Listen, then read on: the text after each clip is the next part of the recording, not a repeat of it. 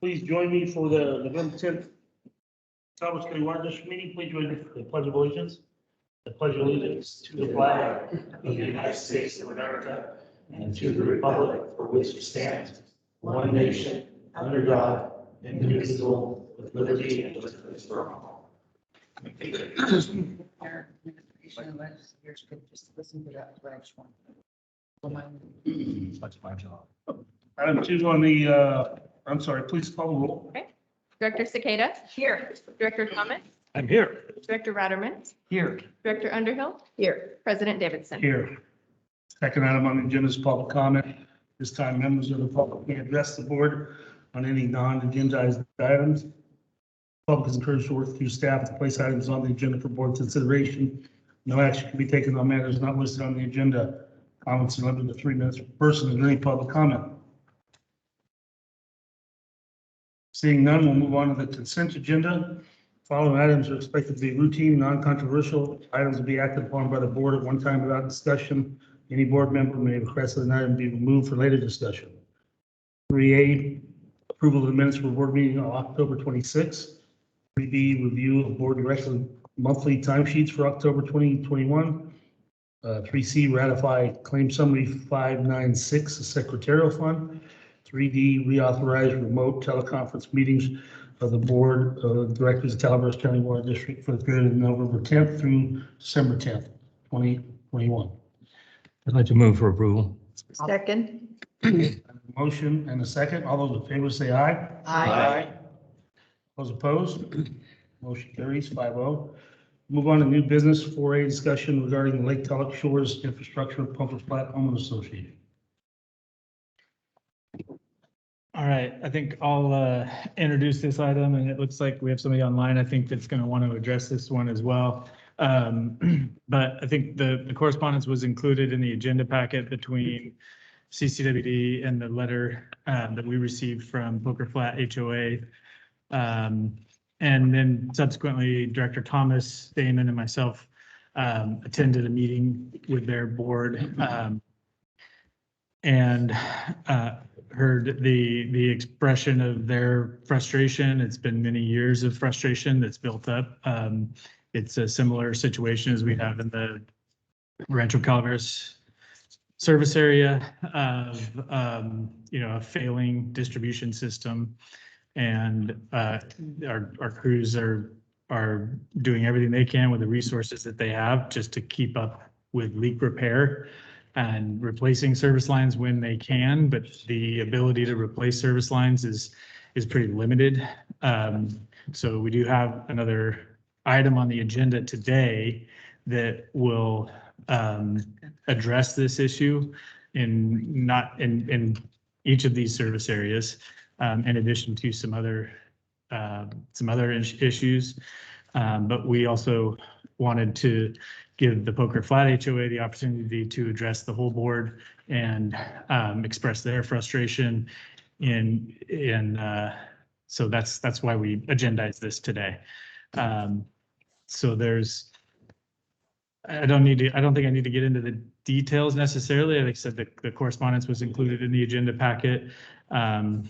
So if the board wants to discuss or open it up, I think there's public that would like to comment on it. So what's the purpose of the agenda item? This was at the request of the Poker Flat HOA to. So are they going to give us a report or? They're online.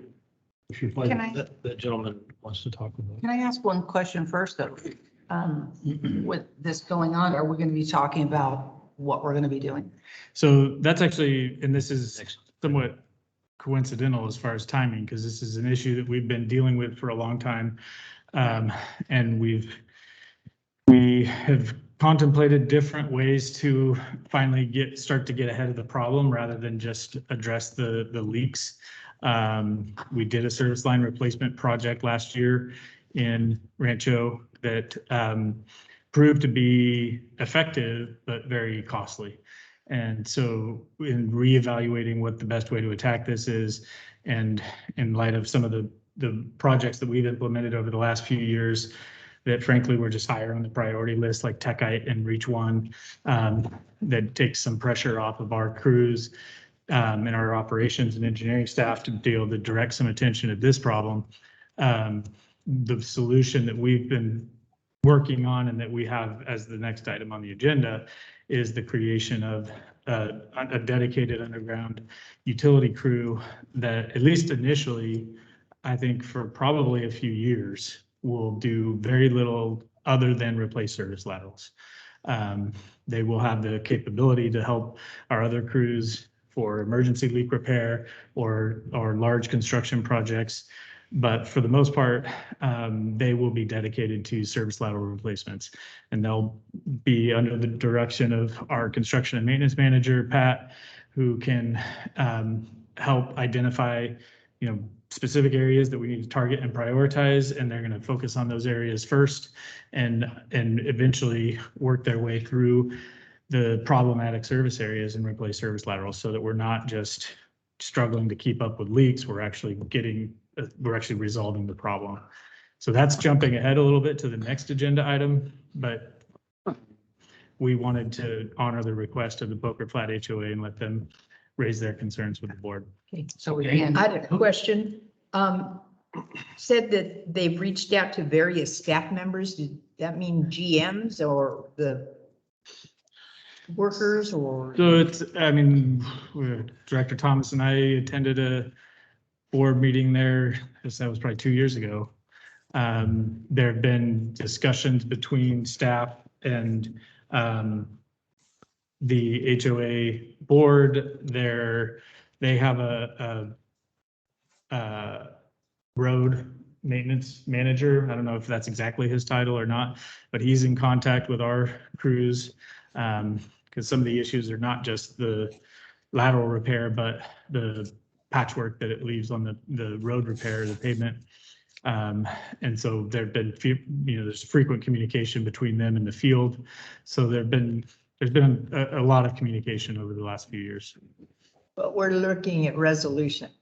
Well, how about, why don't we listen to what this gentleman, I'm not sure who he is, but let him give a presentation and maybe that'll answer some of our questions. And we can follow up.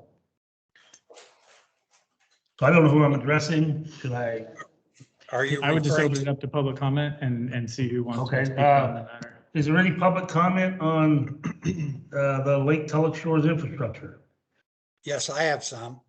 So You you don't- can't, You're on, you're I'm on. sorry, we don't have your audio. We'll try to fix that. Unmute. no. There you go. So can you unmute yourself? We can't hear you. Well, I'm not muted. I can hit the, We still can't hear you, so stand by. yeah. I don't know what to do about it. I I hit the, can't tell. It doesn't appear he is. I know. Can he, if this doesn't work, can he call into the boardroom? He could, I think we could accommodate that. Yeah. Oh, Is there a way for him to call in? Rebecca said she can hear. yeah, those online can hear him. We just can't for some reason. Oh, I wonder if Brandon could help with that? Or actually, hold on. If people online can. Well, then we're gonna have an echo. Who wants to make a phone call? Can you tell him what to call? Well, I think we're not getting audio through Teams in the boardroom right now is what it seems like. No, but can't he call the boardroom? We have a, Sorry about this. We'll get it figured out.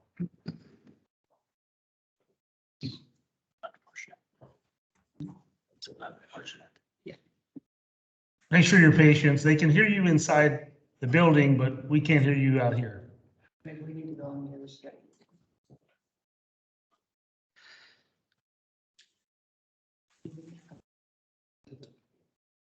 What if you just unmute your speakers, Becca? Would you still have the same feedback issue I have? You did one, I guess.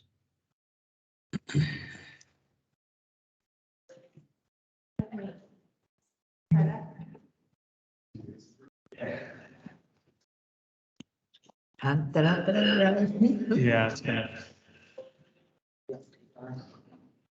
So Brandon, it seems like you can turn that off, Rebecca. It seems like people online can hear each other, but we can't hear it in here. Yeah. Bear with us a minute, folks. We're working on it.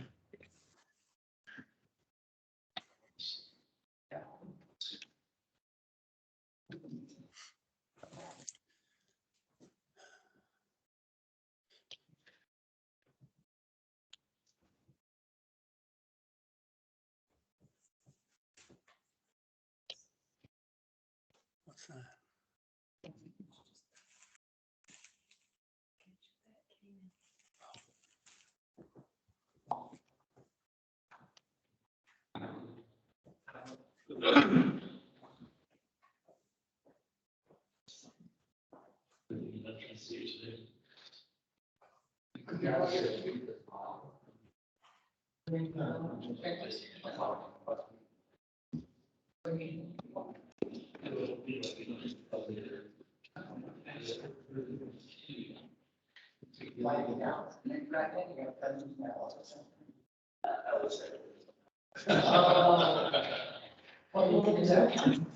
You can spend an activity.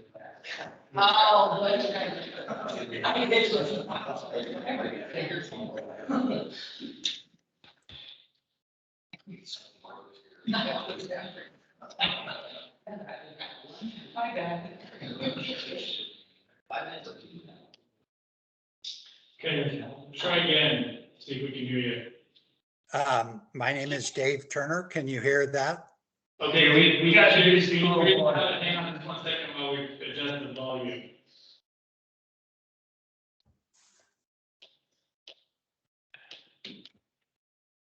Turn it way up for us.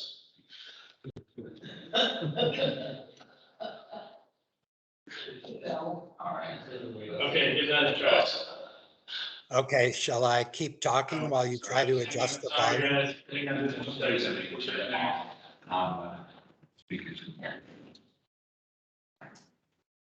Stand by just another minute.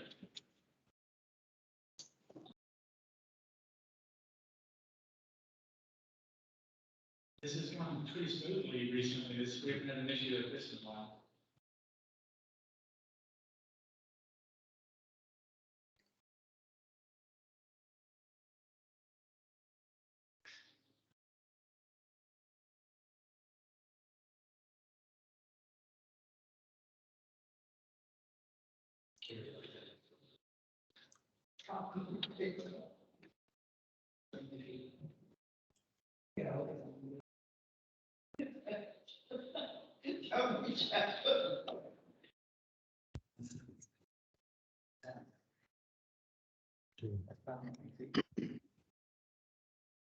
Because they have a postal board and felt it.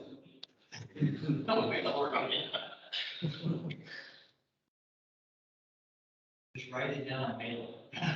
Well, they did.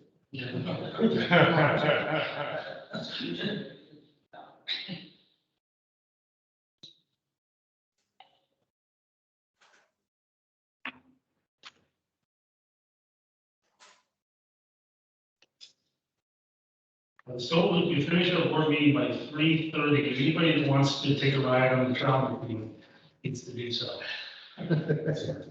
But yeah, nice to meet you. Is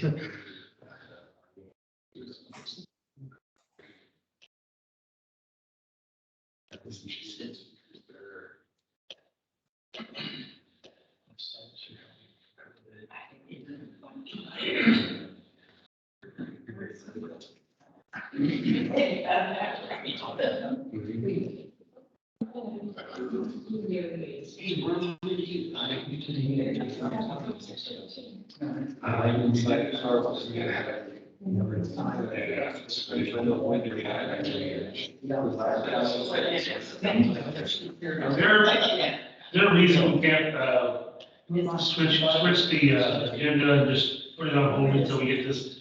How long is this next one gonna last? We go to reports.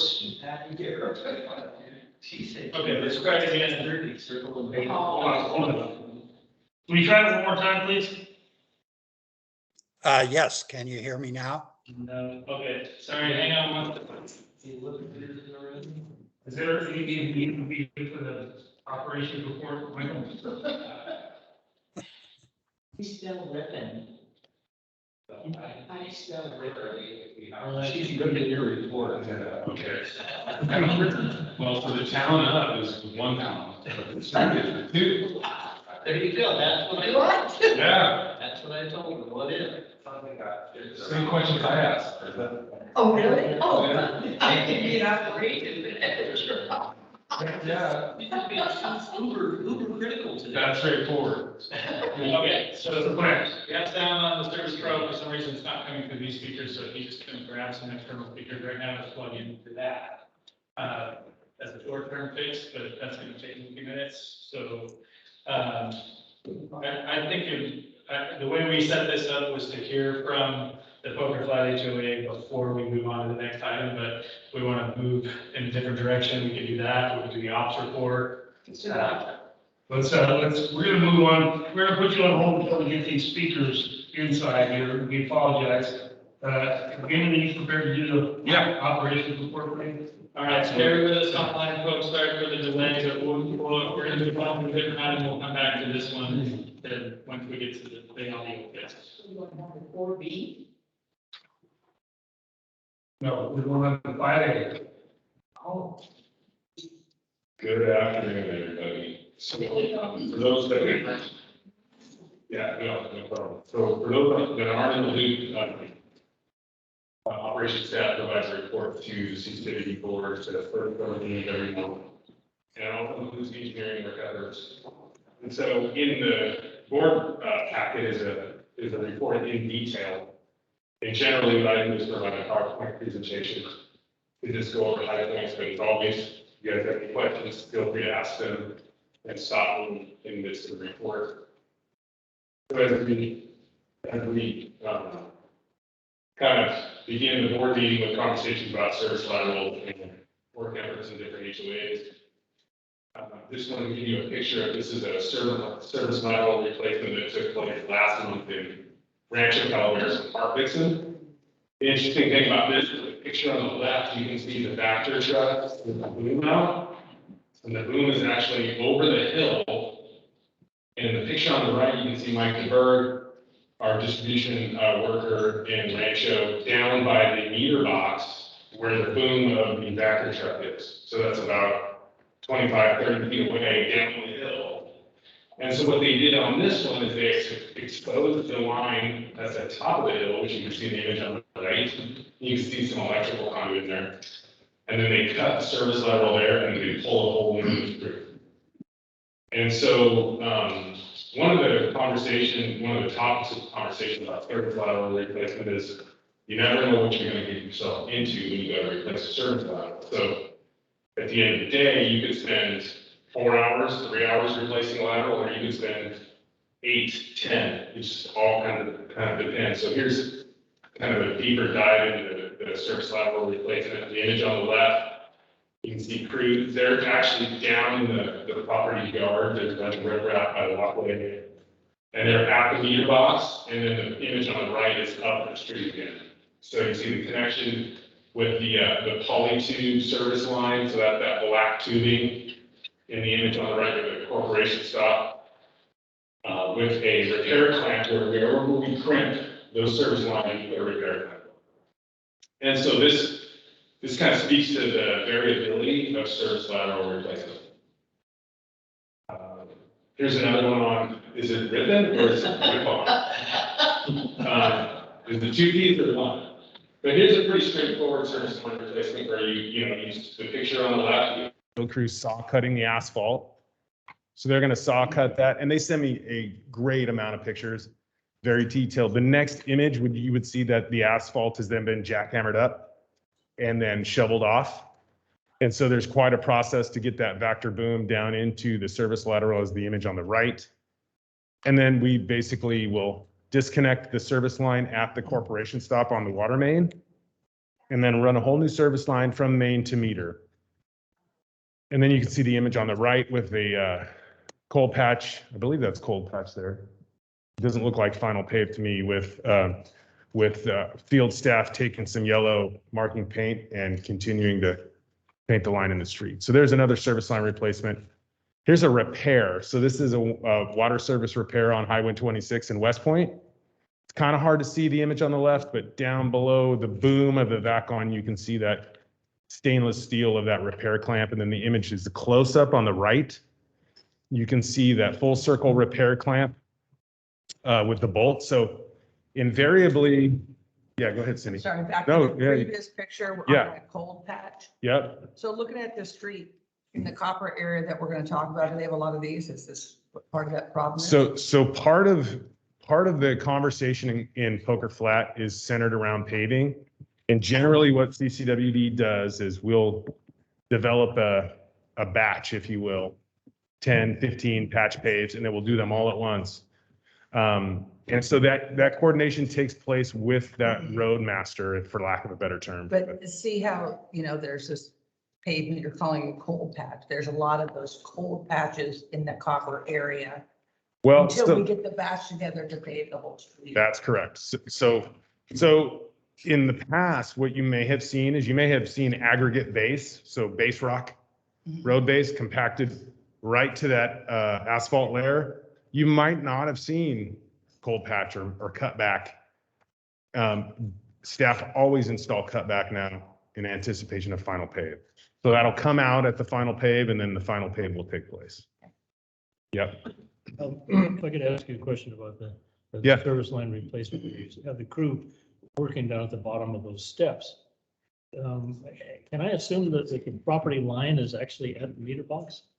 Or is just Not sure where the property line is, but the responsibility for the district ends at the meter, and the meter happens to be down in front of the walkway, right in front of the front door. So I would anticipate the property lines up at the street. would it have been partially good idea to move the meter box up closer? That's always one of the things that we look at. It's always a tough conversation to have, and as you can imagine. So we've had conversations in operations where we say to the property owner, this is the issue, this is the constraint, we're going to go ahead and replace this for you, but we're going to move the meter to here. And it can be a tough conversation. It can make a lot of sense. Other times folks push back pretty hard. So it is a consideration for sure. Well, there was one at a neighbor's house a couple of years ago that the meter box was actually down in the flow line of a seasonal creek that kind of ran along the road. That there was not the proper place for it, so That's right. he actually requested that they move it up on the side of the hill. And that was back when Danny was down. Got it. Got handled easily. Yeah, and like I said, sometimes it's innocuous. We can replace it, we can relocate, and there's no issue. Other times, property owners do take issue with it. And then usually, always looking for a consensus on the resolution of the problem. So usually there hasn't been any big issues. It's a really interesting one. So Wallace, this is a 2-inch water main. I have the show and tell in my office. I forgot to bring it in here, but the image on the left, you can see the high pressure wand from the vac-on in the ground. There's just water boiling up out of the G5 lid there. And then the image on the right, as we start to expose that main, you can see, it's kind of hard to see, but if you look to the right of the boom of the vac-on, you can see that there's a tap on the water main, and it's pointing up towards the top of the screen. And what's actually going on here is the water line 90s around that boom, and it's coming back towards the bottom of the screen. So we knew we had a main leak. There's this unique 2-inch lateral water main coming off. I believe this is an 8-inch water line, and it's doubling back on itself, which is not ideal for water system installation. So the image on the left shows what exists. And unfortunately, the way the water main was tapped is it's facing, on the image on the left, you can see the bottom of the screen, and there's a ball valve. And then one of those 90-degree bends just had so much velocity in it that it blew out over time. It's been there for quite a while. So the image on the right is staff installed a brand new valve, which is the orange cap with a 2-inch operating nut on it. And then you can see basically replumbed the line to kind of circle around and head back the other direction. So that velocity allows, I don't know where this thing basically, it just made its own. The pipe with the hole in it, everybody. Yeah, and but what's great about it is. Thank you. Look at that. Look at that. Look. Look. So anyway, quite a repair in Wallace. I like the visual. Yeah. Thank you. And so to add to this, when you install a G5, which is basically the lid opening for the operating nut of the valve, you generally take a piece of 6 or 8-inch pipe, like a scrap section, and you use that to put up to grade to put a manhole or a G5 lid on the top of it. This contractor used buckets with the bottoms cut out to make a port for valve operation. And that's the image you see there on the left. What's wrong with that? Yeah, right? I've seen some strange stuff, but that's a pretty good one. What And those were in the back of the truck, and who knows what was in them. But this looks like it has plenty of years left. oh yeah, it's a great one. And so here's a water line repair, an interesting one at the Forest Meadows wastewater treatment plant. So staff are out working to repair a water line.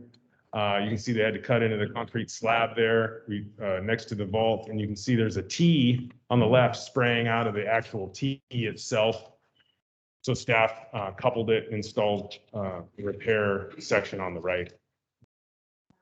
Let's see here. So this was this is an interesting one. We had a mudslide in 2019 on a cross-country line up by the Logging Museum in White Pines. And you can see the depth of sediment that was on top of the sewer line and manholes in the image on the left. So staff, construction crew worked with the collections crew and U.S. Forest Service to clear the mudslide. I think they did a phenomenal job. We now have access to a cross-country sewer line, which can be a nightmare in an emergency situation. I think there were like 19 trees that were down in this area. And there was quite a bit of debris. And this is the final product with SWIP, best management practices installed. It looks like a park. They did excellent work. And so there was a lot of coordination with U.S. Forest Service and George Reed, who owned the property where the easement is. That was, correct me if I'm wrong, that was completed right before the atmospheric river. It and was. Everything held just the way they wanted it. That's correct. That's right. So we have we have an issue in Poker Flat that has been going on for quite a while on Eagle Point, where we had a retaining wall at a property owner's house that had water that would trickle underneath the retaining wall. We located some issues on some water lines that were quite a bit away from this actual home. And when we made the repair, we noticed no resolution. So staff last month replaced a service line and the whole trench was wet. So they replaced the entire service line. There's one more to replace, but it actually did solve the issue up on Eagle Point. And there was a fire hydrant that was out of service on Millie Court that the copper distribution crew restored to service as well. And then here's a couple images of the ring wall and foundation that was prepped by Tiscornia Construction to erect and reassemble a bolt-up steel tank the district owns over in Sheep Ranch. So this work is moving forward. We anticipate California Aquastore to be on site, I believe next week. There's your See a picture, famous a picture 90-degree. doesn't do it justice. Yeah, you gotta hold it. I'm You glad gotta you hold brought that in. And it's on that last one, the Sheep Ranch tank. That's been a really positive collaboration with the county and Sheep Ranch Fire Protection District. The county's, we're contributing the tank and the land and some of the labor. The county's kicking in for the cost of the contractors to the tune of 136,000, I think.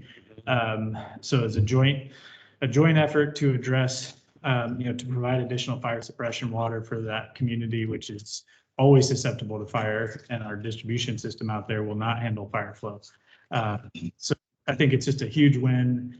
And it's always really nice when we can collaborate with our partner agencies and really make something happen that addresses a need in the community. So we'll be probably scheduling a ribbon cutting ceremony to celebrate that one. All right, great. Does that conclude your report? That Well, concludes my report. I have one question. In reviewing my board packet, number 10, you said worked with the district's purchasing agent to deploy credit cards to field supervisors, because I thought we had drawn all those back, and so what we're doing is sending them back out now? Is That's that correct. That's correct. Yep. So in talking with Rebecca and the purchasing agent, it's really efficient to be able to give staff a credit card to purchase small items. So what we did in the rollout is we sat down, we reviewed the purchasing policy and what's allowable with a credit card to purchase and what's not. And then we rolled those out to the field supervisors, and we're going to let that happen for a month or two and to better and gauge. engage it? Yes, to exactly gauge right. it to see how. And then we're going to regroup and discuss and then look at whether or not it makes sense to deploy those to other staff. Are we going to have to change, or you're going to wait until you review it to find out whether or not we change our policy handbook or what? Correct. Yep. I mean, the goal is to work within the confines of the policy. That's the goal. But the use of the credit card is where the change is. That's correct. Okay. Yep, exactly. So this eliminates the need to go and develop accounts all over the place. If staff, have small items that they need to get for their job to make their job easier, they can just go grab them, whether it's Tractor Supply or Calaveras Lumber, that gives them the option. So that necessarily is going to add some additions to our claim summary, right? Now, again, no? It'll add a little responsibility, well, actually a little bit more responsibility to the supervisor, really, in terms of purchasing and reviewing and accepting of purchases. Yeah, because right now, what they're doing is they're going, and so the purchasing agent is opening charge accounts all over the place, like hundreds of them, all over. And then as employees are going and charging there, then that purchasing agent is having to reconcile each one of those charge accounts, and then we're having to pay those charge accounts. And part of the frustration that's happening is, the field staff, they just need to go get Right. $5 of parts or whatever it is. And maybe there's not a charge account where it's closest to them to go get it. So then they're having to coordinate with him, and then he's running out to go buy it. So this way it's freeing up some of that charge authority. And the policy currently allows non-supervisors $1,000 if the department head approves it, up to $1,000 in charge of expenditures. And if it's a supervisor, it's $2,500. So that was all contemplated in the policy originally. And then the credit cards, we adopted that policy for the CalCard policy, but it was really up to the department and if they want their staff to use the CalCards or not. It's just an additional payment method. So the administrative burden then falls really on those respective supervisors to ensure that their staff are adhering to the requirements of that respective department. And then we'll get the credit card statements, and then my department will pay those credit card statements as they come in. Okay. That $1,000 and $2,500, is that per purchase or per day or per? So there's a couple caveats. So per the policy, an employee, non-supervisor employee, if approved by the department head, has up to $1,000 of purchasing authority, which you can interpret to mean per item. Okay.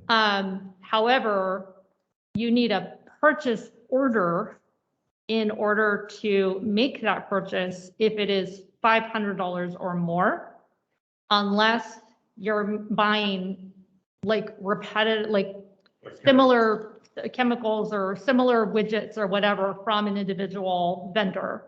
Because then you made 27 separate purchases with a vendor and it ended up equaling $1,000 or 2,500, but that's in aggregate over a month period. And Damon, with these types of things, these little purchases that they're buying, eventually we would hope that that purchasing agent / warehouse person that we're building this will have all these things stocked. That's the goal, right? Yeah. And so with PO requirements for purchases, those will $500 or $1,000 will go through the purchasing agent. So that was part of the conversation also with supervisors. Okay, thank you. Anything else on 5A? Thanks, Damon. Thank you. Okay, thanks, Damon. We'll go back to our very patient friend here and we'll begin public comment on discussion regarding the Lake Tulloch Shores infrastructure. Are we confident we have them ready to go? Yes, I can hear them. All right, let's give it a shot. So does that mean that I'm up? You are, yes. All right, thank you. Thank you for your patience. Never what happened. Wait, we just lost you. Are you serious? Hold on. Hold on, one more minute. Sorry, we had you there for a minute. Uh-oh, wasn't even a minute. How about that? Yeah, There you it's coming up. Okay. Don't touch So, yeah, I'll try to be brief because it sounds like you're going to get to maybe what we're hoping to hear anyway, as you discuss more about Poker Flat. But our main concern was, and we realized none of you people were involved when the developer did the subdivision and didn't backfill all the laterals correctly with sand. So, you know, that's not our problem. Our problem is that obviously for the last several years, the leaks have been getting worse and worse. And you did come and meet with us a couple of years ago. And at that point in time, we got information from your staff that indicated there was approximately a little over 100 leaks per year from 2015 to 2018. And that's the last time period we have information from. But I think it's gotten a little bit worse since then. And then based on what you guys have said is, and it ranges, I realize the cost to fix these leaks depending on the unique situation, but the average seemed to be around $3,000 is what they were telling us per leak.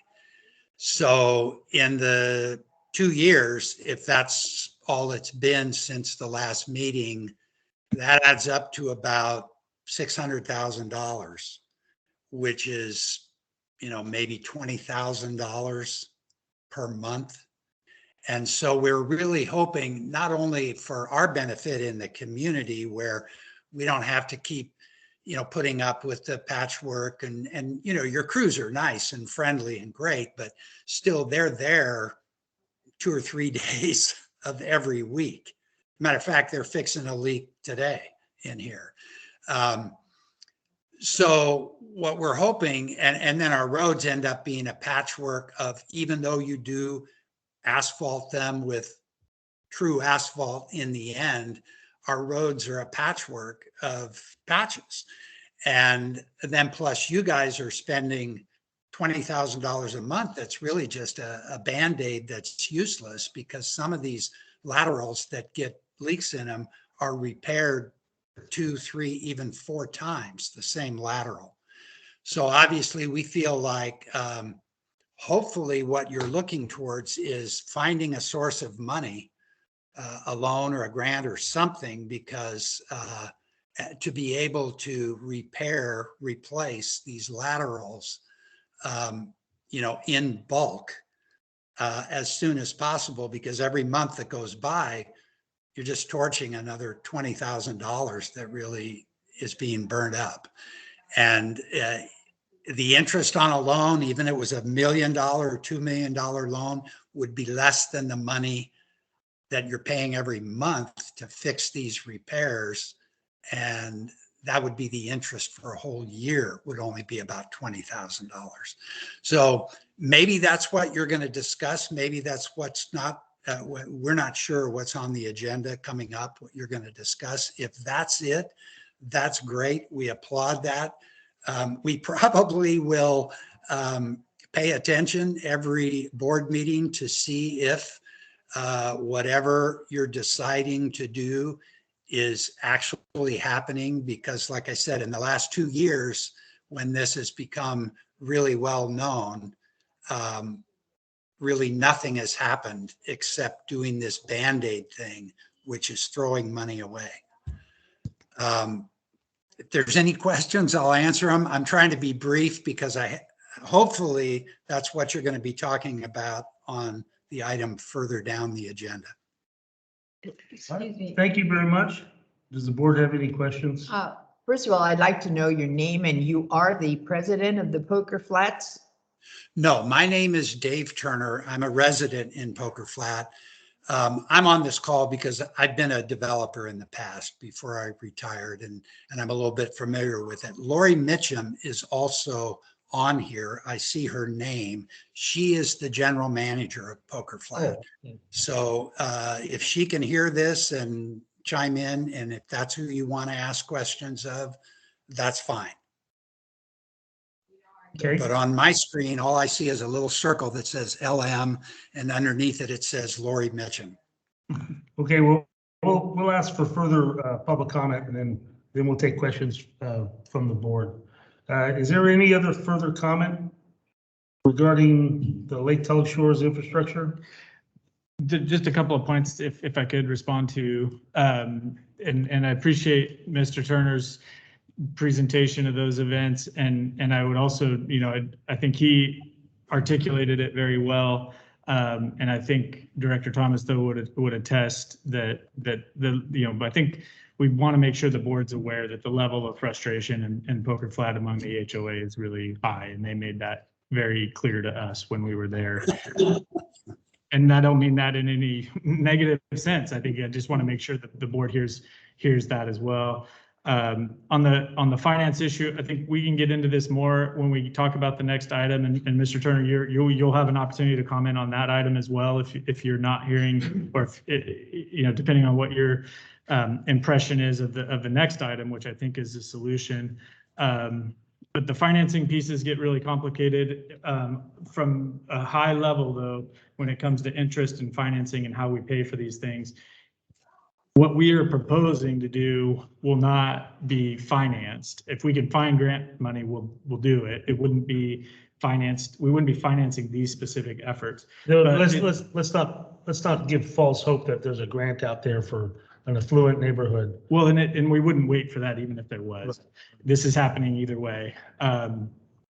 But in the big picture, though, this is a cost to the district, which impacts our ability to borrow, which impacts our, ultimately we are financing a lot of other projects. So when we look at it from a bigger picture point of view, yeah, the costs all end up getting rolled up in the end, whether we're paying as we go for this one or for a different project on the CIP. So there are, as we've talked about extensively, there's more on the list than we can afford, and so we're having to get creative to figure out how to implement solutions for all the infrastructure issues that we're challenged that we're facing. And I know I can understand from the homeowner's perspective, sometimes it may seem like nothing has happened when there's gaps of time. I can assure you there's a lot happening. This is stuff that, we take very seriously. We talk about on a regular basis. The solutions may not be as quick as we would like always, but it hasn't gone unheard or unattended. So.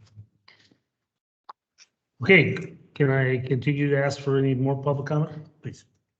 Okay, is there any more public comment regarding this item?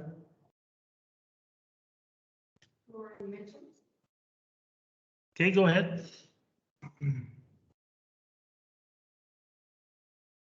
Was that her or? She's got her hand. She is muted, so. Can you unmute, please?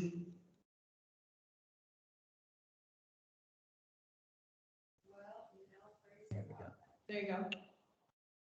No, she's still muted. Lori, we can't hear you and it looks like you're muted on your end. There you go. No?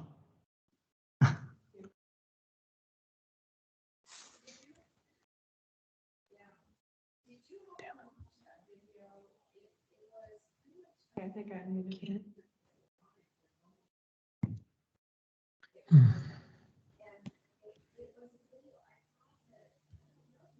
Is she talking? No, that's somebody else's unmuted.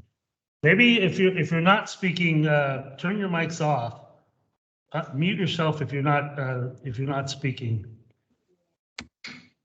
Not that I have any clue what the hell's going on. So Lori, I think you're muted on your end.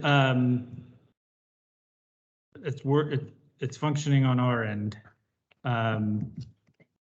You can, if for some reason you can't unmute on your end, you could submit, you could type a comment in the comment box, but we can't hear you currently. Oh, this is frustrating.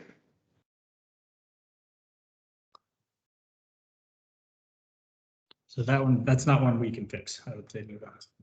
Can we type that comment into her? Can she hear us? Okay, well, we apologize, but we cannot hear you, and it appears that you are muted on your end, and I don't really know what we can do about that, but let's continue with any board comments or questions, and then we'll move on to the next item. Director Thomas? Yeah, Mr. Turner, when we came down to the board meeting on the 23rd of October, we listened carefully to all the comments and justifiable complaints. And when we began to say we have a plan, I'm sure that many of you in the room thought, well, we've heard that before, and I hope that you'll be pleased with the next discussion. I told you when I was there that I was going to do everything that I could to help resolve this problem.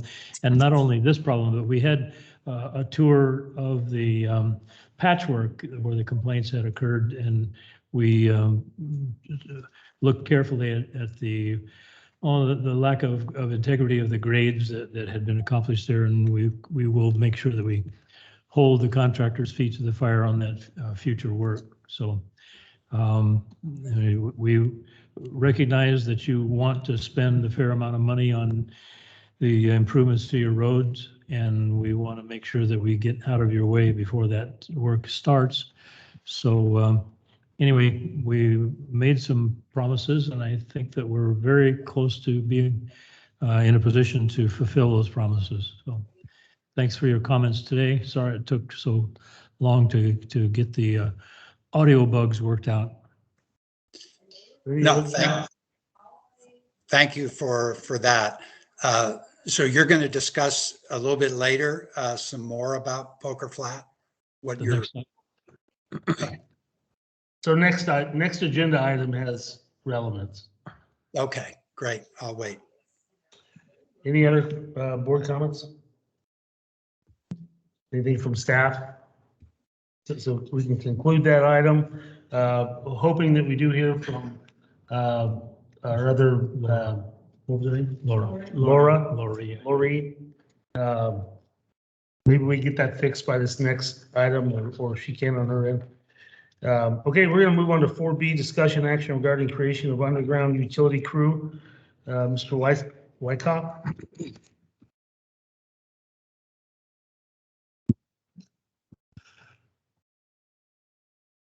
Thank you. So I think it's been the topic of discussion today. Service lateral replacements are a big deal. It's come that we are continually falling behind on. And part of the reason is that staff, it's kind of what I highlighted in the ops report, is there can be a lot of variability in service line replacements. So as staff focus their attention to coordinate with road departments, the county or the HOA, all these different entities, and then get into a service line replacement, it starts to go south. What it was anticipated to take half a day could take a day and a half. And so when you focus a distribution crew, which we run lean to begin with, on that effort, oftentimes you fall behind in all the other efforts associated with distribution system operation. Pressure reducing valve, pressure control valve maintenance, tank maintenance, repairs, all of those things start to kind of fall by the wayside. And so invariably what happens is we have our distribution crews, as everybody has kind of discussed, focused on making a repair. And oftentimes when you have a repair list that's 25, 30 active leaks long, staff are going to focus on diving in, putting on the Band-Aid and getting out because they got another Band-Aid to put on. And if they can knock out 5 in a day, they're going to get ahead of the leak issue. Doesn't solve the systemic problem. So recently, CCWD commissioned a project to replace 102 service laterals in Rancho Calaveras in our quote unquote worst area, which we basically, based on all the work orders that we've had on distribution system repair in those service areas, we can conduct a heat map, which shows us which areas are the hot spots for leaks. And that was Kirby, Gabor, and Garner in Rancho Calaveras. So we issued a request for proposal to replace 102 service laterals. We received 1 bid. The contractor came out and replaced those laterals. There were some challenges, namely associated with working to ensure that the contractor followed the standards and specifications that CCWD has laid out for service lateral installation. A little bit of back and forth. Ultimately, the project was successful, but it costs just under $600,000. So when you break that down into a per service lateral cost, that's about $5,700 a service lateral. And so that gave us a lot of information, and it illustrated to staff here that if we were to hire an in-house crew focused solely on replacement, we could do it for cheaper. We could do it for about $2,700. And this is an estimate because we're estimating time here. But if we calculate a 4-person crew at 6 hours per service lateral, that's $2,700.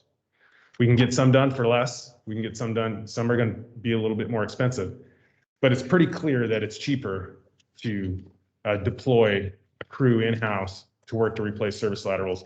And when you consider the breadth of the issue, it's all over Rancho Calaveras. And I was an operator in 2005, and it was all over Rancho Calaveras. And it's all over Poker Flat, and it's in portions of other HOA systems in Copperopolis as well. It becomes clear that if we were able to deploy a crew that focused on replacement, we could get ahead of this issue, and then we could take some of the burden off our other crews, allow them to do some of their preventative maintenance work and resolve other issues, and really start to get ahead of the problem.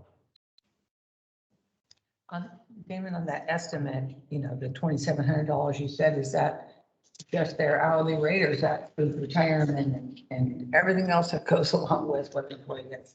So it includes their roll-up, so the retirement, it includes the material, and it includes equipment. Is it 27 or 29? I think it's 29. Well, so sorry, yeah, so 5,700 for, that was the estimate for the project, 29 for the, and that's for a 1-inch. Which is, like, as Damon said, that's a range. That's Right. the average. Is it Poker Flat, smaller lots closer together?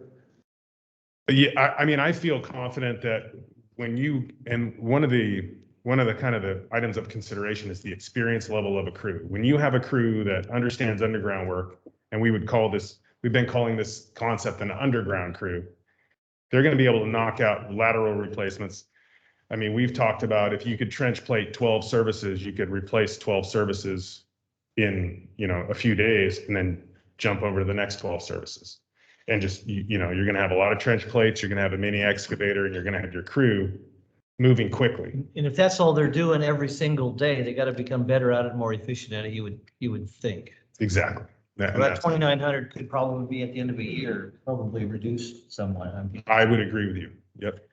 So and then just one other issue to point out is that specific to Poker Flat is, I don't want us to get ahead of ourselves in terms of committing to timelines or when we're going to be in a particular subdivision or not. Like I said, that's going to be up to the operations managers to pinpoint what our highest priority areas are and when we target those areas. And then in Poker Flat, we have the additional complication of common trench with PG&E, which is a huge safety risk for our crews that has to get addressed before we can implement a large scale project there.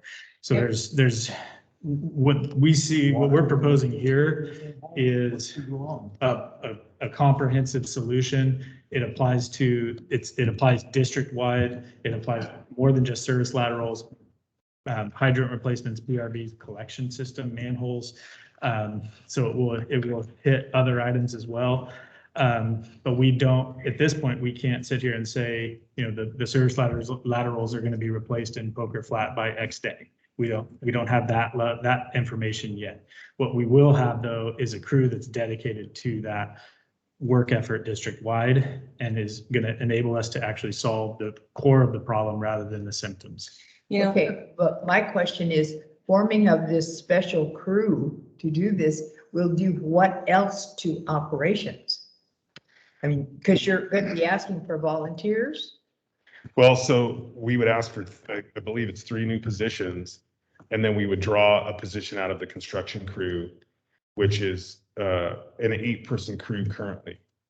So the jobs would be posted internally, right? I mean, the objective is to hire the best candidate and to start with that, review of candidates internally. And the thought is to bring in the supervisor to allow that person to then assemble their team. I want to respond to what Michael said, because, we're talking about bringing on 3 people that I feel is in response to doing a repair for Poker Flats.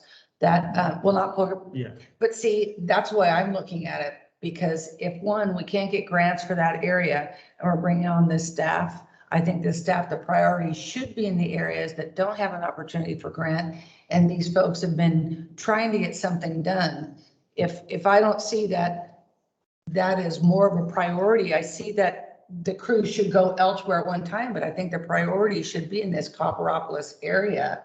Because otherwise, why bring him on? You know what I'm saying? It's like, we've been working along. To me, this is like we're reacting to a big problem. And this sounds like a great solution to me to bring these people on. But when I just heard you say, well, we can't guarantee or we can't schedule when we're going to work with these folks. But I think we're here today because we're responding to this letter and what they're saying, and we need to address that, not just bring this on as, well, we're looking at it because it's going to be district wide and we may not get to them right away or something. That doesn't sit well with me. I think it should start with that. The thing that you didn't hear in what Michael was saying is that the big dangerous impediment here to starting immediately is that nobody knows where the power is in the joint trench. And we almost could have had a fatality out there. But are they all joint trenches? That we don't know. So there's a lot of that out there, but I think even stepping back a bit further, this discussion has been going on for a year. This is not solely in response to the recent Poker Flat letter, or more than a year, honestly. So this will benefit all of our aging distribution. And the Rancho Calaveras distribution system is, and this is not to diminish the frustration at Poker Flat at all, it's worse. So what I'm saying is, it's not that we're not going to address this as quickly as we can, but I'm going to trust Pat and Damon and Charles to direct the effort at where the highest priorities are and focus the effort there and move through it systematically. It could easily take 12 months to get an answer from PG&E. I mean, they're very, very slow in responding to any engineering request or. It's going to be a huge part of the But timeline there. But see, then my confusion is that, to me, this feels like we've got a little bit of fire going on here because of some communication with the Copper area. I think That's it's the way I coincidental. felt it was. It's And coincidental. so, you know how I feel when we bring on more employees, that is a forever and ever thing. That's a cost that's huge. Well, So- this could very well be the Rancho Calaveras Homes Association or another. The problem is exactly the same as it was 12 months ago. and when they started working, and I'm always an advocate for more field guys. I certainly support, this distribution crew, replacement crew or underground crew, whatever.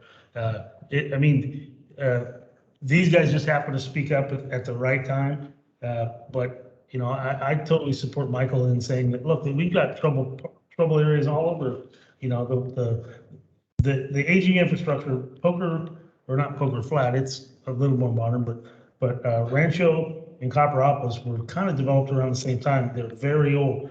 Rancho was developed in the 60s, and so, those pipes are old and they are ready to be replaced. They're way past due to be replaced. Do you have something against old? No, no. Well, and I think too, it's a matter of. I couldn't answer somebody. It's a matter of cost effectiveness. So with the project that we implemented last year, Sam, our engineering technician, had produced a heat map that tracked leaks over, a certain period of time. And we could see based on that map where the most frequent service lateral leaks were occurring. And we targeted those specific 100 service laterals in 3 different streets in Rancho, because that was the highest priority area. And since then, once those issues were all resolved, we haven't had any leaks at all on those streets. And So I think that was that overtime type issue. So, no, that was a contractor. oh, okay.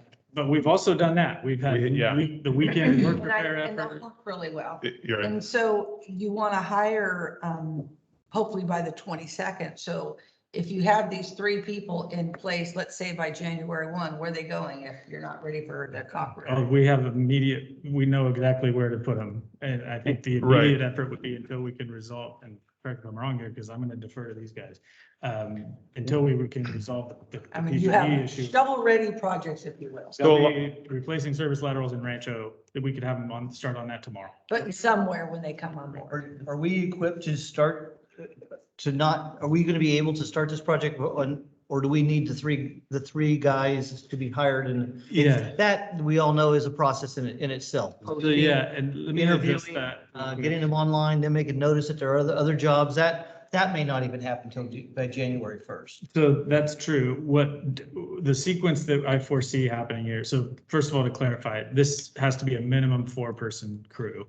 Right. We're proposing to add 3 positions and relocate 1 person from the current construction crew to this crew. I want to be and I put it in this, we put it in the staff report, and I want to be very upfront with the board about the fact that that's going to hinder the construction crew a little bit. We're trying to do this as cost effectively as we can, but we may get to a point where this needed to be 4 new positions, but we're trying to do this as, with the resources we have to the extent we can, and adding as few full-time positions as we can. It's also not necessarily a full or a permanent thing. We know for a fact, we have construction and distribution workers that will be retiring in the next 5-year period. So if we get ahead of this problem and we get to the point where we've taken some pressure off the construction crew and the distribution crews, we may not have to maintain this staffing level, and we would have opportunities to reevaluate that in the next 5 years. But as far as the sequence of events, we'll start with a lead. And I fully expect that to be an internal hire. We have really highly qualified, highly skilled workers currently on our construction and distribution and collections crews that I expect will be able to fill that position in the short term. We're going to start there so that person can then work with Damon and Pat to build this crew. So then we would then solicit for the other positions, which may also be lateral transfers from within. But then that means that starts the domino effect of, okay, we have to backfill those positions because we're thinly staffed everywhere. So we can't just take those people right away and put them on a new crew without having a plan to backfill their positions. So there's going to be a sequence of events here that has to take place. And with how difficult hiring has been lately, and depending on who ends up filling those positions, we don't have a specific timeline as to when that crew will be fully staffed. But we can float the lead position tomorrow if there's approval from the board, and start that process and expedite it. And we already have an understanding of the most critical areas. And we also have tacit knowledge from the field staff in Copperopolis that can tell us where to direct our efforts in a safe way in Poker Flat, because it's not that we're going to sit back and wait. If there's something that we can accomplish, we'll get it done. And it's not necessarily going to be blinders on, focus on, these 10 streets. It could be, we're going to hit this street and the next week we're going to be here and we're going to knock this street out and we're going to address those. Well, the point is that we are actually tracking the data of repeat leaks. Yeah. We know where we're spending the most money over and over again, and we're gonna prioritize it in that manner. That's right. I have a couple of questions for you. When we went down there on the 23rd, afterwards, we talked about a circle clamp that you actually could put around a black pipe in the ground to see if Yes. there's voltage going through. Did we buy one of those? Yes, we did. Yeah. Talked to our head electrician and asked him to equip the distribution crew with that. Okay, good. And I haven't heard a report lately on the availability of that new VACCON system that was supposed to be coming to copper. What's the latest? It is there. It's operating. Wow, okay. Yeah, and that's, Does it work? We need a motion Yeah, for this item? for the most part. There were a few bugs that had to be worked out, but yes, it works. Okay, let's not beat it to death. I think you guys got what you wanted, so we can keep talking and see if it changes or we can get a motion. Do we need two motions here? Right. I would love to entertain a motion. We have, Go ahead. Okay, Scott. make a motion to adopt approving a side letter agreement with SEIU Local 1021. And do we do these separately? Yes. second, We have to say or Yeah. separate? I think you can do combined. yeah. Okay. Okay, and included in that motion, adopt a second resolution amending fiscal year 2021-22 personnel allocation as proposed by staff. And I'll second that. Okay, we have a motion by Director Adam and a second by Director Underhill. Is there any public comment? Can you still hear me? Yeah, we can. Yeah, I, just real quickly, that was encouraging. It was really good to hear that you're moving forward on that. And I would just add, as far as poker goes, I know sounds like you're really busy in Rancho and you've already done 100 or so service laterals there. I think it's the same kind of situation if you do your heat mapping in poker, where you're going to find that you maybe only need to replace 100, 150 service laterals out of the 250 or so that there are. It seems to be predominantly in some areas rather than others. And I don't know if you're fixing as many leaks over in Rancho as you are in Poker Flat right now, but don't forget that every month that it takes you to get this crew online, you're torching $20,000 to $25,000. Okay, thank you. Sorry, Mr. Copeland. Easy. We're closed to the public. I didn't realize there was a public member here, but we can go ahead and allow that up to the president. Yes, go ahead and speak. Okay, no, I'm just here to reaffirm having this extra crew put together. It's an excellent idea. Copper has the largest water waste leakage in your system in CCWD. So this crew could almost possibly pay for itself with the repairs in Copperopolis, if you kind of, wrap your head around that. The material on the crew truck will be fine-tuned. They'll have material to handle the interesting stuff they're going to find in the ground. They're going to find copper tube, PVC schedule 80 and 40, polybutylene tube, polyethylene tube, iron pipe size OD, copper tube size OD, and irrigation polyethylene. All those different pipes they're going to find in a line and need connections to. And if they happen to have downtime, you can use this crew also for your hydrant testing, your system testing. Go out and do punch lists on your construction jobs. I think it's a very excellent direction you're going, and congratulate you guys putting it together. Thank you. Thank you. Okay, Is there any further public comment? Please call the roll. Director Cicada, Yes. Director Thomas, Yes. Director Ratterman, Yes. Director Under- Yes. President Davidson. Yes. All right, thank you all. Thank you. Thank you, David. We are publicly closed. I guess they didn't, is that what you're Did saying? did that, I actually agendized. okay, the I'm sorry, I achievements apologize, then I didn't realize. Okay, never mind. My mistake, You're good. my mistake. We'll talk about that in director comments. Okay, we'll move on to general manager report. Okay, and I'll try to be brief, so I know we're working on a tight schedule. Just a quick update on the meter replacement project. The crew, the contractors' crews have really ramped up their rate of progress. They did 971 meters last week. And their goal all along, I think, has been to average 900. They've been short of that up until a few weeks ago. They hit 900 and now they're even above 900. So they're bringing that average up, and they expect to be done, with the exception of some problematic ones that they're going to have to go back to. They expect to be done with the whole Ebbets Pass service area, which is our largest service area, roughly 6,000 meters, in a couple of weeks. So they'll be moving on from Ebbets Pass, and I think Copper next, and continuing to move through the county. So it has really ramped up and is proceeding well. There's a lot of logistics that come into integrating that with our billing system, and so it's taking a tremendous amount of effort from Rebecca and operations and engineering and admin services staff, but all of that is progressing. And at the same time, the Tyler implementation is, Tyler is online, it's functioning.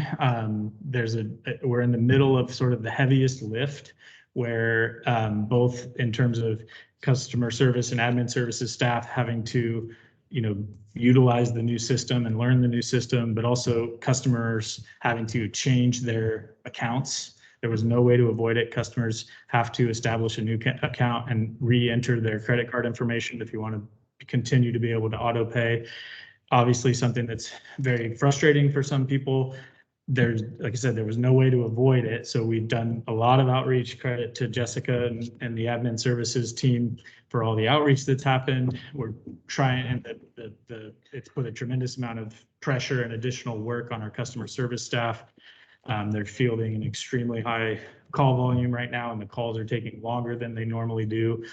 So it's just put a lot of pressure on our staff, and it will continue, I think, for another couple of months at this rate, and then we hopefully will start to see the benefits. So this is the heavy lift of implementation that we knew was coming. This is the hardest part. It's frustrating for customers. It's frustrating for staff, but we're working through it as best we can, and it will lead to a better outcome in the future, I think. So just can't say enough about staff's effort, extra effort, in addition to the already, the workload they were already under, having to implement these things and deal with frustrated customers. It's an additional burden on staff, and they've responded incredibly well. So I'm just really, really grateful for staff and the extra work that's gone into these things.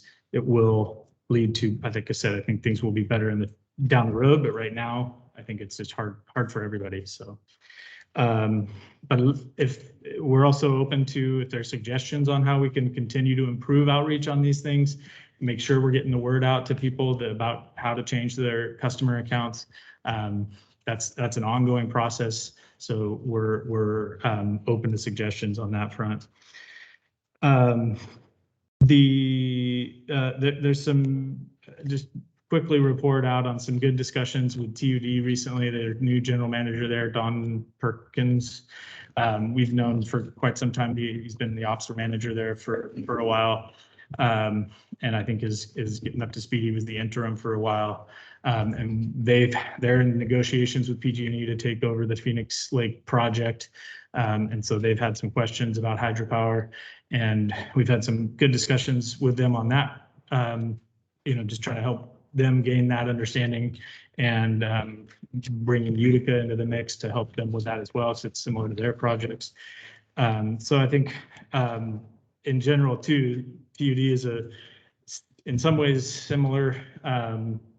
They face a lot of the similar challenges that we do. So I think increasing our communication and coordination with them, we can learn from them, they can learn from us, and I think that is a positive development. Also working with Stockton East and City of Stockton and San Joaquin County with the Army Corps of Engineers on a headwaters to delta mapping effort for the Calaveras River. It's similar to an effort that they just completed on the Merced, and all of those stakeholders are coming together to participate in that effort. It's just getting kicked off, so we'll have more details to come in the future. How's that funded? It is the Army Corps that initiated it. So they haven't hit us for money yet. I'll keep you posted. But we'll certainly be involved in the discussion, and there may be some reoperation to New Hogan that comes out of it. So we'll be closely involved in that discussion. Is that part of the infrastructure money? No, this is an effort. This is a flood. Can't remember what FIROMAR stands for, but it's an acronym that has to do with mapping for flood management and getting a better understanding of the whole watershed, and to optimize system operations. So obviously something we have a direct and important interest in. So we'll be closely involved in that discussion. And also on the also participating in a work group among mostly American River agencies. But there's a big discussion going on with the Bureau of Reclamation on water transfer protocols and using conservation as a basis for transfers, which directly impacts our effort to secure additional storage in New Melones. And what the Bureau has essentially told us is our negotiation with them is sort of on hold until this other issue gets resolved. So we're in this work group with American River agencies to try to move that discussion forward and resolve that issue that'll help us. And really the interests are aligned. It's very different agencies and very different circumstances, but when it comes to this particular issue, there's a common set of issues that we need to address so that we can all move our different initiatives forward. So productive discussions happening on that front. And just in general, I have to shout out Brad, even though he's not here. I don't think he's in the meeting, but just a lot of really creative work going on in the Water Resources Department. And there'll be more to follow on some water rights developments and other external partnerships with external stakeholders. And then lastly, it was really nice to be at a Mountain Counties Water Resources Association event in person again for the first time in a few years. Met the new executive director there. Seems like a perfect fit and just a ton of knowledge, a lot of government relations and advocacy background. Knows a lot of the players already. Seems like he's just going to hit the ground running. So nice job, Director Rademan. I think you guys picked well. You interviewed well. And it was a great event. A lot of really good information on watershed health, forest management, and Brad, Damon, and Jessica were all there as well, along with Director Thomas. So I think we all brought home a lot of good information that it'll help our efforts on those fronts. So, and along those lines, Aqua is establishing a similar, I don't know if it's going to end up looking like the Headwaters Work Group that really Bob Dean was the founder of, along with others, but he really pushed that effort. They're creating a new climate change work group to develop policy principles around climate change advocacy for water agencies.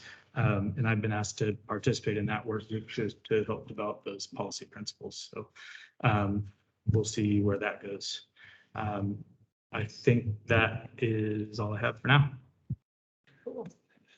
Good. Thank you. Okay, we'll move on to board reports, information, future agenda items. Director Underhill. Oh, yes. I'd be interested in hearing more about the climate change that's going to be generated. Were we in, had we taken a look at the CAL FIRE climate investments? You know, we read that TUD got a nice, healthy grant for that. Yeah. We've put in a couple of smaller grant applications that unfortunately we're not awarded over the last couple of years, but I think we also participate in the Amador Calaveras Consensus Group Funding Coordinating Committee called a lot of acronym so we can identify projects that we might be able to move forward, but really coordinating with other entities as TUD did in that case to bring in, target larger projects and bring in bigger dollars. Yeah, because I would really like to hear occasionally about what we, put in for, or, we were refused, or, well, maybe we don't want to hear about the ones we were refused for, but still knowing what sort of things we're doing. That was a small one. We were targeting some of our property in West Point. And we were hoping to get some forest thinning fuel reduction funding for that, and still hope to address that issue. But I think the discussion is really with those partner agencies, with UMRA, with ACCG, shifting to really how can we bring in more large landscape scale projects, and both the state and federal agencies that are involved have more resources to devote to this issue. So hopefully we'll see some more success on that front. As I say, I just would like to know something about where we're in contention. Absolutely. I did read about the presentation from operations, and I've already talked to Damon about having Bill come to address the board, Bill Cardinal, and his presentation was. It was on operational needs for Copper Cove water and waste. And I think that's good for him for development of our staff, and I know that the board would be interested in. Okay, and we talked briefly again about the conversion and everything, and I personally haven't received any questions from my district, our customers, on the conversion as far as the building is concerned. I know you're saying you're getting a lot of calls into the office, but me personally, I don't know about the rest of you. I haven't. Which is a good thing. No, okay, Present. that's all for me. Director Edelman?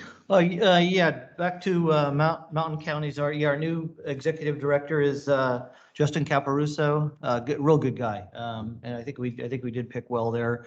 We had our first meeting last week with him flying without a net.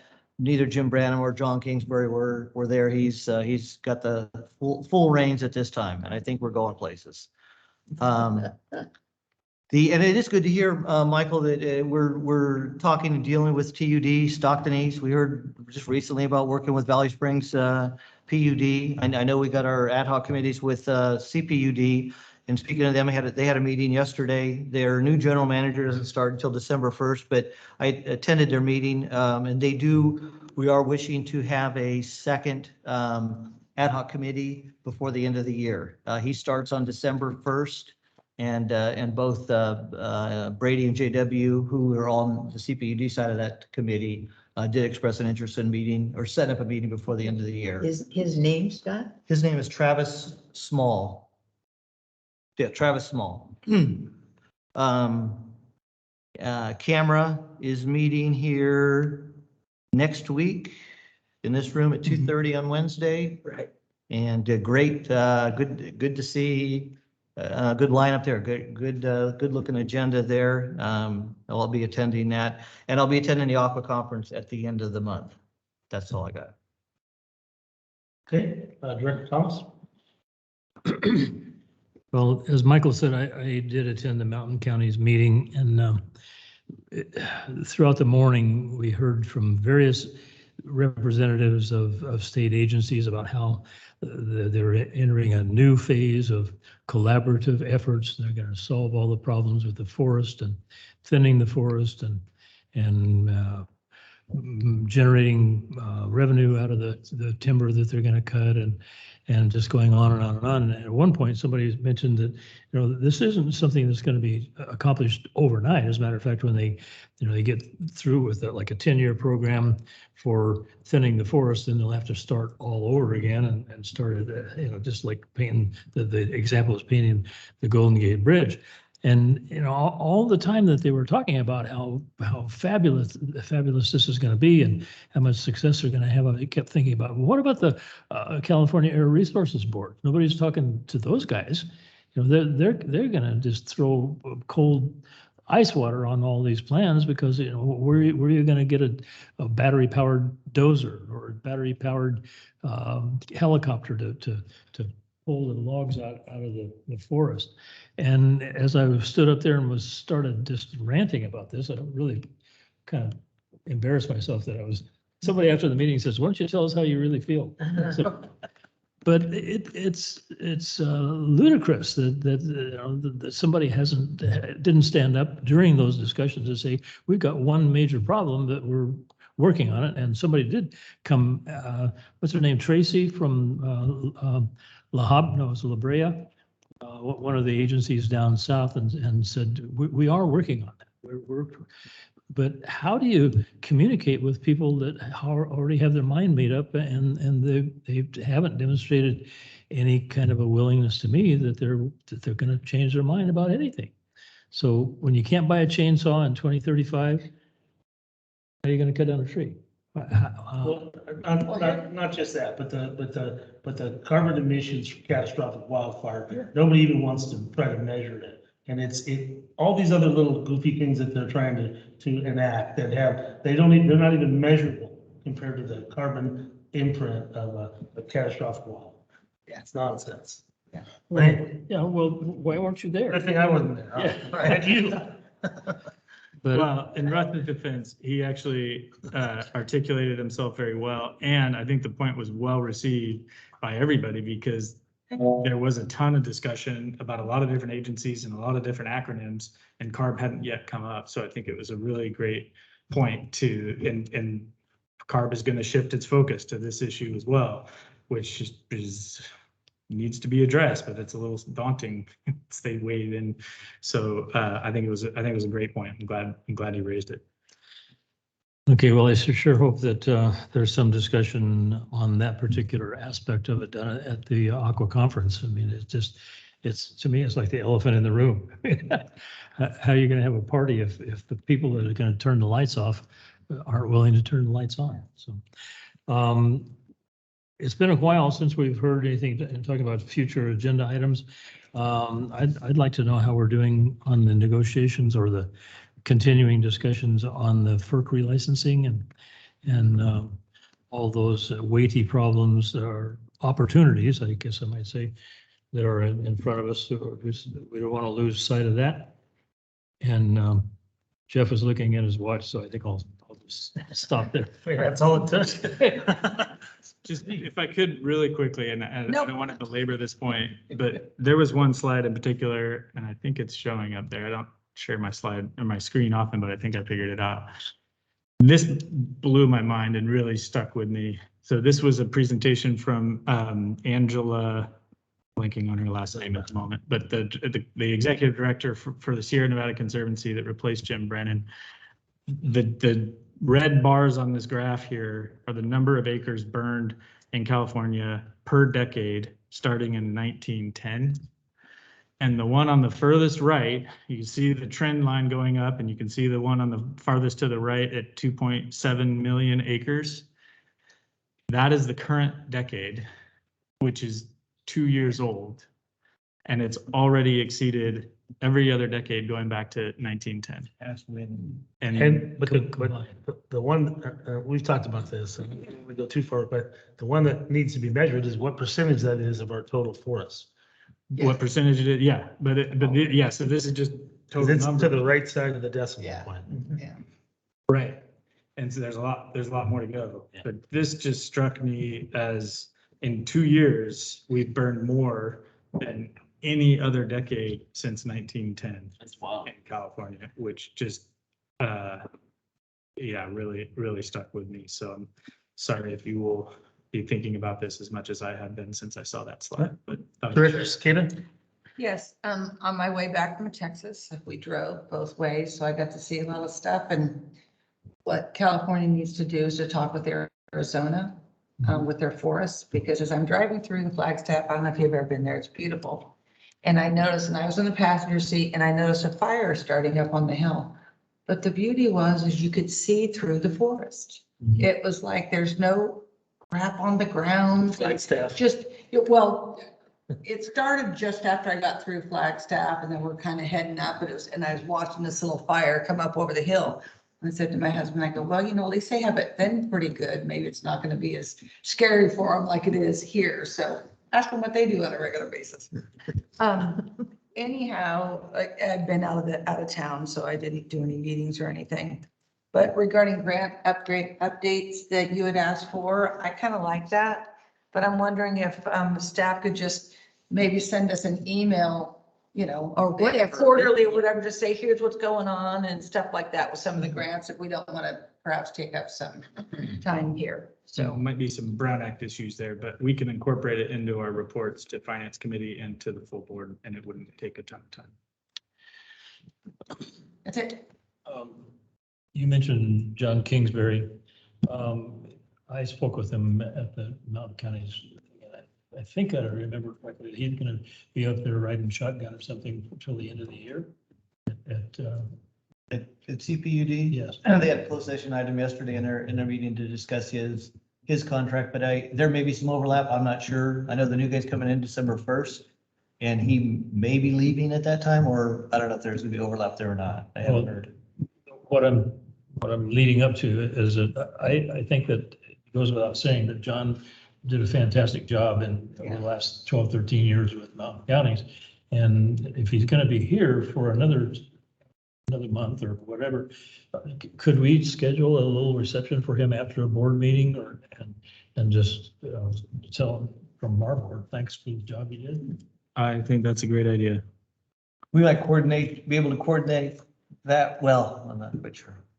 Actually, I do have one more thing to say. But On the But I'll Stanley. follow up on that, and sorry to interrupt, I'll close the loop, and I think that's a great idea. He hasn't been here full time. He's been commuting from Colorado, so we have to get him when he's here, but we'll work on that. I could tell he's in his house in Placerville yesterday. So he's around now. Anyhow, that sandwich delivery, I tried to be here for that, but I forgot couldn't, to but I mention think that was a really cool thing that you did. So I'm really glad you put that in. I'd like to just be able to meet some of the employees because I don't get to see him other than who's here. And I wanted to be here. I just couldn't do it. No, and I meant to mention that and thank Jessica, Jessica, Stacy for pulling all that together.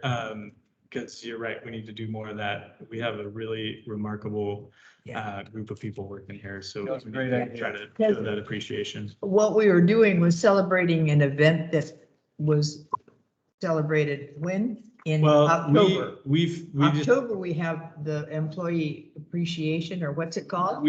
so there's a week in October that is designated as Water Professionals Appreciation. Right, that's Week. what it is. And we had some plans that we were working on during that time that ended up not happening just because of bandwidth issues. But to Jessica and Stacy's credit, we didn't give up. So it may have been a little bit late, but we just wanted to make sure that we were showing appreciation. And I'm really, really glad that you guys did that. And we'll continue to do things like that and more of it. okay, all right, my comments are, one, I want to find out the status of why we're still contemplating closed meetings and having the closed office. Want to know why we're doing that. And I think, as you can tell by the board's behavior, we don't necessarily believe it's necessary. And so unless we're really being mandated by it, and unless our entire staff supports mask wearing and having nobody be able to walk up, I would appreciate we take a look at changing that. So, and I can briefly respond, but we can provide more information in detail. But we started talking this week about reopening the office and going back to kind of where we were before the surge hit in August. Our staff was hit pretty hard by that. So we've been pretty cautious about coming out of it. And we've had recent positive cases as well, even after the outbreak. The technical outbreak or the definition of outbreak lapse. We've still had some cases continue to occur. So we have, I will, and it's been, this is my call. We have been cautious about coming out of that, but those discussions have started. We're going to get back to normal, or more normal operations and reopen to the public here in the near future. Okay. And then my final comment, hopefully will make two people happy because I'm going to talk about my birthday. And I'm sure it'll make Russ happy, but I was lucky enough to attend the 100th birthday of my buddy Lucky Loman on Sunday. Were you? Oh. He was a veteran in World War II, combat pilot in World War II, Korean War, and the Vietnam War. Wow. He won the Navy Cross, Bronze Star, and he can still shoot in the 90s at Lock Antenna. Wow. And he still drives a BMW like a bat out of hell. And I believe. That's why they call him Lucky. I believe he might be several years older than you. No. We went to high school together. But anyway, with that, our next board meeting will be December 8th, 2021. We'll adjourn into closed session negotiations with employee organization SEIU Local 1021. And 8B, conference with legal counsel, anticipated litigation. Is there any public comment on closed session? Announce that we're canceling that. No. Is there any public comment? Which one is still pending? It's pending cancellation. All right, seeing none, we will adjourn into closed session. We take a quick Thank break. you, guys. Jack, we take a quick break. The Sure. restroom. See you, Ralph. Thank you. Bye.